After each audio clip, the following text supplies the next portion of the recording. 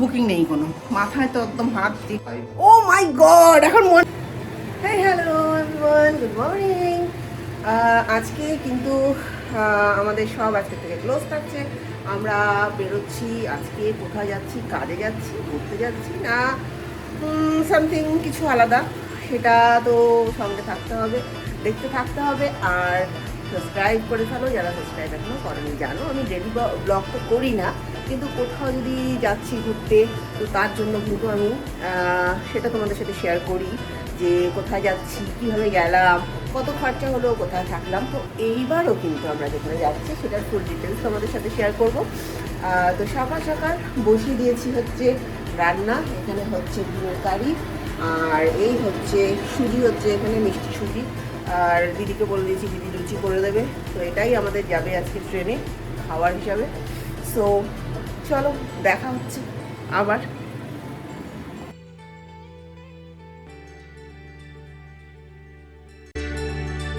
তিস্তা তোরসায় আমাদের ট্রেন ছিল সকালে, আজকে তো 3:30টার সময় নেমেছি। নেমে এখন তো ওয়েটিংয়ে আমরা আছি। তো বাস আছে, বাসে যাব আমরা। হ্যাঁ, যাচ্ছি হচ্ছে মেনলি দীঘা, একটা যোগা কম্পিটিশন আছে। তো এখানে মোটামুটি এখন বাজে হচ্ছে 7:10, আমাদের 8:40 হচ্ছে বাস রয়েছে। তো বাস নিয়ে এখানে পৌঁছাতেও মোটামুটি 4-5 ঘন্টা লাগবে। কিন্তু এই যে সকাল ভোর 3:30টার সময় শিয়ালদাতে পৌঁছে এতটা টাইম ওয়েট করতে করতে অবস্থা খারাপ, ওয়েট করাটা খুব ডিফিকাল্ট। তো যাই হোক, তবু আমরা আছি ওয়েটিং রুমে বসেছি, এখানে একটু রেস্ট করলাম। আর সো আমরা বসে গেছি দীঘার বাসে।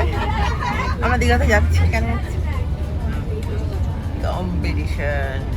সো দীঘাতে যাচ্ছি, আমরা বাসে বসে গেছি। আমরা অনলাইনে টিকিট করে নিয়েছিলাম, তো এখানে এসে ওই জন্য বেশি কোনো সমস্যা হয়নি, টিকিট করতে হয়নি, অনলাইন টিকিট করাই ছিল। জাস্ট এখন বাসটা আসলো, এখন বাজছে হচ্ছে 8:40 মতো।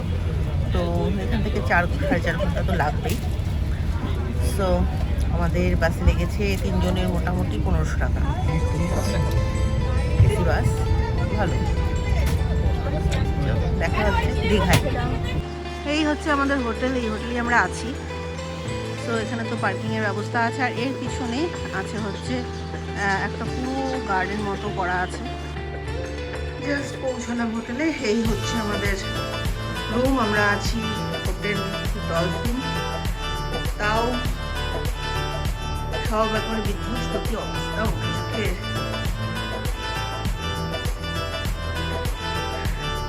এদের এখানে সিভিউ নেই, একটু সমুদ্র কাছেই এখান থেকে। তো বাইরের থেকে এই হচ্ছে এদের গার্ডেনটা, অনেকটা বড় এরিয়া, সুন্দর। আরও বুকিং করে এসেছি। এখানে হচ্ছে আমরা আছি ডলফিন, একদম সিহকের পাশেই ডলফিনে। সো বুকিং করে এসে এখানে রিসেপশনে যখন আসলাম, এরা বলছে যে হয়নি, বুকিং নেই কোনো। মাথায় তো একদম হাত দিয়ে কী হলো, আবার এই রোদের মধ্যে কোথায় খুঁজবো। তো যাই হোক, তারপর ওদের একটা কিছু মিসআন্ডারস্ট্যান্ডিং হয়েছিল, আমাদের 50% পেমেন্ট করা ছিল। তো ওরা নিজেদের মধ্যে কথা বলে সমস্ত কিছু করে রুমটা আমাদের আরও বেটার ছিল, বাট এখন সব রুম হচ্ছে ব্লক আছে, ওখানে সমস্ত গেস্টরা রয়েছে। তো আপাতত এটাই আমরা পেয়েছি। তো আর অন্য কোথাও না ঘাটাঘাটি করে আমরা ভাবলাম যে এত দূর থেকে জার্নি করে এসেছি, এখানেই একটু আরামসে রেস্ট করি। তো এখানেই আমরা আছি। সো দেখি বিকালে কী করা যায়। ভীষণ টায়ার্ড, কালকে বেরিয়েছি, মোটামুটি 24 আওয়ার্সের জার্নি হয়ে গেল। কালকে বেরিয়েছি 1:30টায় বাড়ির থেকে, এনজিপি স্টেশন থেকে ট্রেন নিয়ে আসলাম শিয়ালদা রাত্রি 3:30, আর এখন বাস নিয়ে এই দীঘাতে ঢুকলাম। এতটা জার্নি করে এসে ভীষণ খিদা পেয়ে গেছিলো, তাই হোটেল নিয়ে যখন তর্ক বিতর্ক অলরেডি চলছে, ওরা কি করবে, রুম দেবে কি দেবে না সেটাও জানি না, আমরা ডিরেক্ট গিয়ে খেতে বসে গেছি। আর তখন এদের এই নিরামিষ থালিও একদম অমৃতের মতো লাগলো। আয়ুষী যোগার জন্য এসেছি, আয়ুষী যোগা প্র্যাকটিস করা শুরু করে দিয়েছে। বিকজ 22nd ওদের হচ্ছে যোগা কম্পিটিশন। তো ও ওর মতো যোগা ম্যাট নিয়ে এসছে, রুমের মধ্যেই প্র্যাকটিস করছে।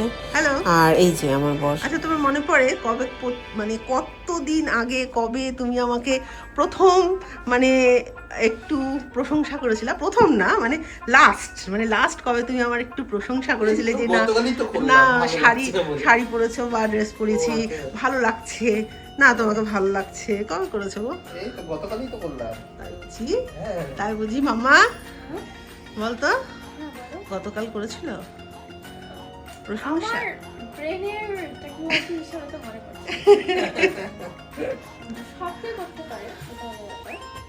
যতই সাজুগুজু করে নিই, যতই সুন্দর ড্রেস আপ করে নিই, যাই কিছু করে নিই, প্রশংসা তো কোনোদিন পাবো না। আমার বর একটাবার বলবেও না যে তোমাকে ভালো লাগছে, বা এই ড্রেসটা মানিয়েছে, বা এই শাড়িটা পরেছো, শাড়িটা বেশ সুন্দর লাগছে, একটা বার বলবে না। তোমাদের বররা কি বলে? ও মাই গড, এখন মন রাখার জন্য কি বলছে? সুন্দরী মানুষরা যা পরবে সেটাই ভালো। দেখি মুখটা দেখতে পাচ্ছি না, কি করে হয়? হ্যাঁ, সুন্দরী মানুষরা যা পরবে। আচ্ছা, মানে কিভাবে মন রাখতে হয় মানুষের, সেইটা ভালো করে ছেলেরা শিখে নাও, ট্রেনিং নিয়ে নাও। তার জন্য কি প্রত্যেকটা পরিপ্রেক্ষিতে বলতে হবে? আচ্ছা আচ্ছা, ও মা গো, তুমি বললে পরে তো একটুখানি আমারও ভালো লাগে যে না তুমি বলছো। আজকে আমাদের দীঘার দ্বিতীয় দিন। কালকে আমরা জাস্ট এসে পৌঁছেছিলাম, তাই জাস্ট এই ওল্ড দীঘার বিচে ঘুরে এসেছি। আজকে যাচ্ছি মন্দিরে। সারাদিনটা রেস্ট করেছি, কারণ কালকে রাতে খুব পেট ব্যথা, জ্বর চলে এসেছিলো, তো সেই জন্য আর ঘোরাটার উদ্দেশ্যে আসিনি। এসছি আয়ুষী যোগা কম্পিটিশন অ্যাটেন্ড করার জন্য, যেটা স্টেট লেভেলে হচ্ছে, আর এই গোয়াতেই যেটা হচ্ছে। তো সরি গোয়া ভাইব হচ্ছে, সমুদ্র ভাইব হচ্ছে, গোয়া বলে ফেললাম, দীঘাতে এটা হচ্ছে, তো তার জন্যই আসা। তো কালকে আছে 22 তারিখে ওদের কম্পিটিশনটা। তো চলো যাই, মন্দিরটা একটু ঘুরে আসি, তোমাদেরও দেখাবো কীরকম করেছে মন্দিরটা। যাওয়া যায়।